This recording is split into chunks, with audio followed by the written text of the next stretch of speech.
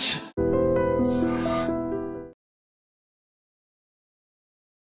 నమస్కారం, welcome to I dream. ధర్మ మార్గం విత్ విజిత కార్యక్రమానికి స్వాగతం.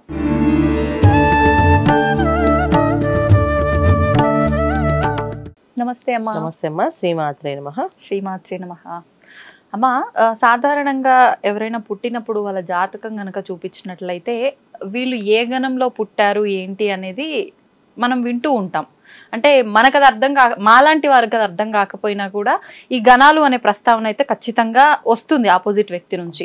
అసలు ఏంటి ఈ గణాలు, ఏంటి ఈ గణాలకి ఈ పుట్టిన వ్యక్తికి సంబంధం ఏంటి, ఈ వ్యక్తి జీవితం పైన ఈ గణాలు ఎంతవరకు ప్రభావితం చూపిస్తాయి, అసలు నిజంగా చూపిస్తాయా, ఆ విషయాల గురించి మాట్లాడుకుందామమ్మా. తప్పకుండా. అయితే జ్యోతిష్యంలో చాలా పూర్వం మన ఋషులు రాసింది ఏంటంటే, ప్రతి ఒక్క విషయం వాళ్ళు తపస్సుతో ఆలోచించినో, వాళ్ళు తపస్సు చేసి దాంట్లో స్మరణకు వచ్చిందో రాశారు. కానీ చాలా విషయాలు, చాలా విశేషం ఉంది. అదే సముద్రం లాంటిదన్న దాన్ని మనం తీసుకొని చదువుకొని దాన్ని అర్థం చేసుకునే విధానాలు చాలా తేడా ఉంది. ఒక్కొక్కరు ఒక్కొక్క రకంగా అర్థం చేసుకుంటుంటారు.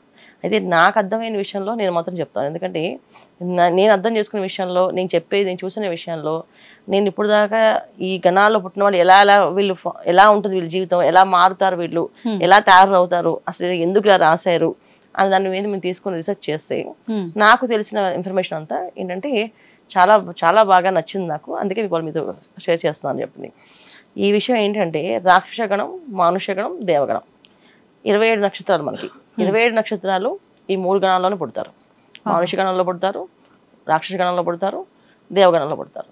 సో 9 నక్షత్రాలు 9 నక్షత్రాలు 9 నక్షత్రాలు 3 9 27 ఇలా అనమాట. 108 పాదాలు, అంటే ఒక నక్షత్రానికి 4 పాదాలు, అలా లెక్క వేసుకుని 108 పాదాలు 27 నక్షత్రాల్లో. ఇలా జన్మించిన వాళ్ళు ఏ కారణాలుగా పుడతారు. అసలు భూమి మీద మానవ జన్మ రావడమే ఒక మహా ఉన్నతమైనది. కానీ కర్మను అనుభవించడానికి వచ్చిన వాళ్ళు ఏంటి, ఆనందం చేయడానికి వచ్చిన వాళ్ళు. అంటే కర్మ వీళ్ళకి ఒకటి మంచి కర్మ, ఒక చెడు కర్మ. సో ఏ కర్మ ప్రారంభంగా మనం పుట్టాము ఇక్కడ భూమి మీద అనేది మనం అనుకుంటాం, మనం పుట్టాము అని అనుకుంటాం. కానీ కొన్ని విషయాల్లో ఏంటంటే భగవంతుడు పంపించారు భూమి మీదకి ఈ పని చేయడానికి. కొంతమంది పుట్టడంతో వాళ్ళు చిన్నప్పటి నుంచి అన్ని నేర్చుకొని, అన్ని విద్యలు నేర్చుకొని ఉన్నతమైన జీవితాన్ని పొందుతూ ఏంటి ఇవాళ మనకి ఎంతమంది స్వామీజీని చూస్తున్నాం, ఎంతమంది గురువులను చూస్తున్నాం. వీళ్ళు ఏంటంటే ఒక తపస్సుతో వచ్చారా అంటే కాదు, వాళ్ళ ప్రారంభ కర్మ పూర్వం వాళ్ళు చేసుకున్న ఏవైతే మంచి కర్మలు ఉన్నాయో వాళ్ళు ఈ భూమి మీద పంపించిన భగవంతుడు ఈ పనులు చేయడానికి. అందుకే వాళ్ళు అలా. కొంతమంది ఉన్నారు అన్ని చెడు పనులు చేస్తారు.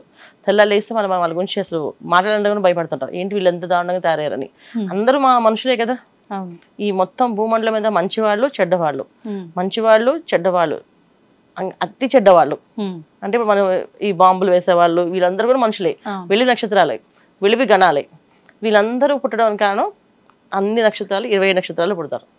27 నక్షత్రాల్లో ఒక్కొక్క నక్షత్రం పవర్ ఏంటంటే వాళ్ళు ప్రారంభ కర్మతో కూడుకున్నది నక్షత్ర గణం వచ్చింది. అంటే లగ్నము, రాశి, తర్వాత నక్షత్రం, ఈ 3 ఫలితాలు ఉంటాయి. అంటే అన్నిటి ప్రభావం ఉంటుంది. ఖచ్చితంగా ఈ నక్షత్రంలో పుట్టిన వాళ్ళు ఇదంతా అనుభవించాల్సిందని ఏమీ ఉండలేదు. ఇది ఉంటుంది, అది ఉంటుంది, అన్ని ఇంక్లూడ్ అవుతాయి, అన్ని ఉంటాయి. అంటే మనకి 100% 100 ఏళ్ళ మన జీవితంలో 20% నక్షత్రం పనిచేస్తే, 20% మన ప్రారంభ కర్మ పనిచేస్తే, 20% మనం పుట్టిన రాశి, 20% మన లగ్నం, 20% ఆ ఇంట్లో పుట్టడానికి ఆ ఇంట్లో వాళ్ళు చేసుకున్న పుణ్యము పాపము. ఒక ఇంట్లో పుట్టారు అంటే పుణ్యం కొద్దీ, అంటే ఆ ఇంట్లో డబ్బున్న వాళ్ళ ఇంట్లో పుట్టారు, అదృష్టాన్ని అనుభవిస్తున్నారు. కానీ ఈ అబ్బాయి వల్ల ఆ ఇంటికి మంచి పేరు వచ్చింది, అది వాళ్ళు పుణ్యం చేసుకున్నారు. ఈ అబ్బాయి వల్ల ఆ ఇంటికి చెడ్డ పేరు వచ్చింది, అది ఈ వీళ్ళ వల్ల ఆ ఇంటి కుటుంబం చెడ్డ పేరు వచ్చింది, అది వాళ్ళు చేసుకున్న పాపం. అట్లా అనమాట. సో ఇవన్నీ కూడా కలిపి అన్ని ఇంటర్నల్ లింక్ అనమాట. సో మనం చూసుకునేది ఏంటి, దేవగణం, రాక్షసగణం, మానుష్యగణం. సో దేవగణంలో పుట్టిన వాళ్ళు దైవం ఒక నిర్మించిన వాళ్ళు వస్తారు. అంటే దైవం ఒక కామ్యంతో పంపిస్తారు భూమి మీదకి, అది వాళ్ళు దైవగణం వాళ్ళు. మానుష్యగణం మనకుండే అనేకమైన కామ్యాలు, అంటే మనకుండే అనేకమైన కోరికలు. సో నాకు ఈ కోరిక తీరలేదు, అచ్చా నేను ఇది చేస్తే బాగుండేది, నాకు ఇది కావాలనిపిస్తుంది. అంటే ప్రతిదీ ఇప్పుడు మనం అనుకుంటాము, ఏది మనకేం ఆశ లేదు అనుకుంటాం. కానీ ఎవరైనా అందంగా కనిపించినా మనకి ఎందుకు ఇంత అందంగా లేవు అనుకుంటాం.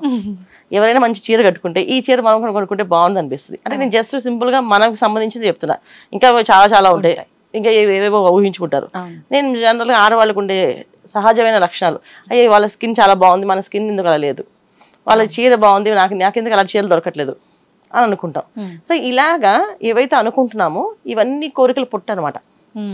సో మనం బతికుండగా నేను ఈ పనులన్నీ చేయలేకపోయాను, అయ్యో నేను బతికుండగా కనీసం పరమేశ్వరుడికి ఒక అభిషేకం చేయలేకపోయాను, ఎప్పుడు ఉద్యోగం పని అని తిరుగుతున్నాను, నేను బతికుండగా కనీసం మా ఇంట్లో వాళ్ళు ఎవరిని బాగా చూసుకోలేకపోయాను, ఎప్పుడు ఇదో పనులు చేస్తూ వ్యాపారాలంటూ ఊళ్ళని తిరుగుతున్నాను, బతికుండగా నా పిల్లల్ని నేను బాగా చూసుకోలేకపోయాను. ఇవేవైతే కోరికలతో లాస్ట్లో చేయలేకపోయాము, మా వల్ల కాలేదు, మాకు అవ్వలేదు. నాకు చాలా మంది వింటున్నా కదా, అనుకున్నాం కానీ అవ్వట్లేదు, అది అవ్వదు ఇది అవ్వదు అని అనుకుంటాం కదా. ఏవైతే కోరికలు ఉండిపోయో ఆ కోరికలు అన్ని కూడా మానుష గణంలో. ఓకే. సో మానుష గణంలో పుట్టిన వాళ్ళందరూ ఆ కోరికల ప్రకారం వచ్చిన వాళ్ళు భూమి మీదకి. అంటే వాళ్ళకి ఏదో కోరిక బలంగా ఉండిపోయింది, ఆ కోరిక తీర్చుకోవడానికి వచ్చిన వాళ్ళు భూమి మీదకి, అది మానుష గణం. Okay okay. రాక్షస గణం. రాక్షస గణం అందరూ కొనండి సాధించడానికి.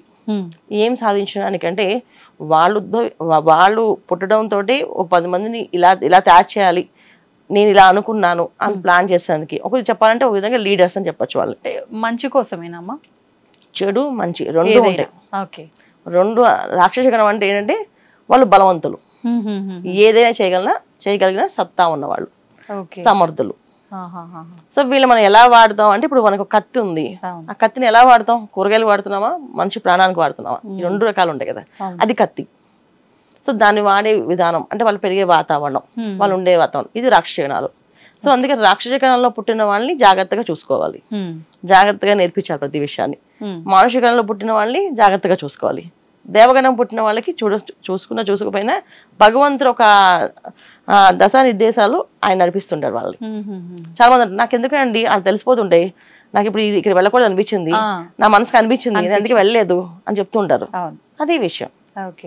నాకు ముందే తెలుస్తుందండి, నాకు వాళ్ళు ఎలాంటి వాళ్ళు అని తెలుస్తుంది అంటారు. అదే గణం. అంటే రాక్షస గణంలో జన్మించిన వాళ్ళు ఖచ్చితంగా రాక్షస స్వభావం కలిగి ఉన్న వారే అవ్వాలని ఏమీ లేదు. అయితే మంచిగా అయినా లీడర్షిప్ క్వాలిటీస్ ఉండొచ్చు, అయితే చెడుగా అయినా ఉండొచ్చు.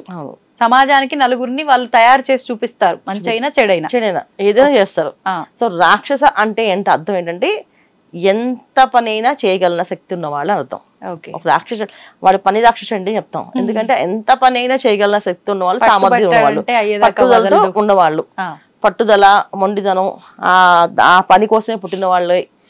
నాకు ఇది అయితే కానీ నేను వెళ్ళను, ఇవాళ నాకు ఇది కావాల్సింది అని చెప్పేది అలా తత్వం అంతా ఉన్నదంటే ఒక రకంగా చెప్పాలంటే బాగా గట్టి గుండెకాయ అనమాట వాళ్ళది.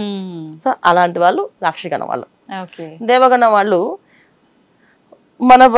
మనకి ఇలా చేయటం జరగట్లేదంటే ఫోన్లే కాలేదు, భగవంతుడు ఏం నిర్ణయించాడో ఏదైతే జరుగుతుందో చేస్తారు, మనం ఎందుకు దాని మీద అంత పట్టుదల ఉండాలి, వదిలేద్దామని పట్టు విడిపి ఉన్న వాళ్ళు దేవగణం వాళ్ళు. అది. సో పట్టుకోలా వద్దా, పట్టుకోకుండా వదిలేద్దాం, లేదా పట్టేసుకుందాం, అయ్యో మిస్ అయిపోయాం, ఎన్ని బాధలు పడే వాళ్ళందరూ మానుషగణం వాళ్ళు. క్షణాన్ని మారిపోతుంటారు చంచల స్వభావంతో, ప్రతిదీ అది మానుషగణం. సో వాళ్ళకి ఏంటంటే చంచల స్వభావం. అయ్యో అని ఒకరు వచ్చి ఇవాళ మీరు ఇప్పుడు మనం మామూలుగా నవరాత్రులు పూజ చేసుకుంటాం, దసరా నవరాత్రి కదా, పూజ నేను చేయలేకపోయానండి అంటే ఏం చేస్తామమ్మా, ఎంత ప్రాప్తం అంతే అమ్మవారికి నువ్వు చేసుకో అంటే సరేనండి అమ్మయ్య. ఒక వచ్చి అయ్యో ఎంత ప్రాప్తం అంటే వదిలేస్తావా, నువ్వు గట్టిగా అడిగితే కదా ఇస్తుంది, అయితే వచ్చే సంవత్సరం నీకు ఇదే పరిస్థితి అంటే అమ్మో అయితే అప్పు చేసాను చేద్దాం పూజ అని చెప్తాను కూడా. ఈ తత్వం మారిపోతుంది చూడు, వెంటనే క్షణాల్లో మారిపోతుంది. ఇవంటే మానుష గణాలు. సో మనం ఈ గణాల్లో లక్షణాలు కూడా మీకు వివరంగా చెప్తాను. అయితే ఈ రాక్షస గణం, మానుష గణం, దేవగణం ఈ 3 గణాలని చూసుకుని వివాహాల విషయంలో ఎక్కువగా చూస్తాం. ఈ గణ పొంతన అనేది వివాహాల్లో భార్యాభర్తలు ఎలా ఉండాలి, ఒకరు మానుష గణం అయితే వాళ్ళు రాక్షస గణం వస్తే మరి వాళ్ళ మాట వీళ్ళు వినడం. దేవగణానికి రాక్షస గణం చేయొద్దని చెప్తారు, ఎందుకంటే దేవగణం వాళ్ళంతా భగవంతుడు చూసుకుంటారు, మనం ఏది పట్టుకోకూడదని చెప్తాను. రాక్షస గణం నేను చెప్పింది చేయాలంటారు. ఇది భార్యాభర్తల మధ్యలో ఎక్కువ సమస్యలు వస్తాయి. అందుకని గణాలు చూసినప్పుడు ఈ రాక్షస గణం, దేవగణం, మానుష గణం చూడడము, తర్వాత నక్షత్రాలు సాధన తార, సంపత్ తార, మిత్రతార ఈ తారాబలాలు చూడటము. సో వీళ్ళకి ఏ తారాబలం అవుతారు, వీళ్ళు సంపత్ తార, భార్యకి భర్త సంపత్ తార అవుతాడా, సాధన తార అవుతాడా, మిత్రతార అవుతాడా. అది సంపత్ తార అయితే సంపదలు ఇచ్చే ఆయన, సంపదలు తెచ్చే అమ్మాయి. సాధన తార అయితే మనశ్శాంతిగా ఉండి ఇల్లు ప్రశాంతంగా ఎంత వస్తుందో దాంతో జాగ్రత్తగా నడిపేవాడ. మిత్రతార అంటే ఇద్దరు ఆలోచనలు ఒకటే దాని మీద నడిచే తీరు. ఇలా మన గుణాలని గణాలని లెక్క వేసుకొని చూసుకొని వివాహం చేసుకునేది. ఇది వివాహ పొందడానికి వచ్చిన విషయం అనమాట.